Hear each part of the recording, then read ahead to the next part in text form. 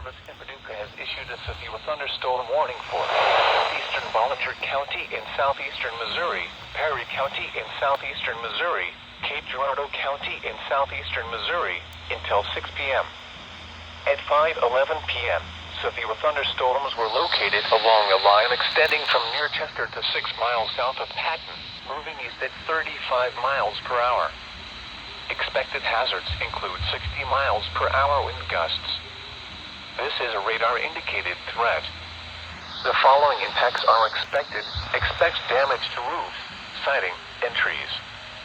Locations impacted include Jackson, Perryville, Marble Hill, Bollinger Mill State Historic Site, Gordonville, Altenburg, Patton, Millersville, Burfordville, Alliance, Daisy, Frona, Oak Ridge, Sedgwickville, Pocahontas, Longtown, Old Appleton, Lithium, and Silver Lake.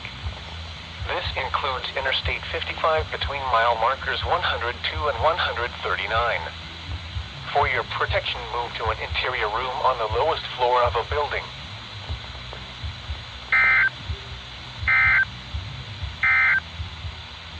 Here is your abbreviated National Weather Service forecast for Southwest Illinois and South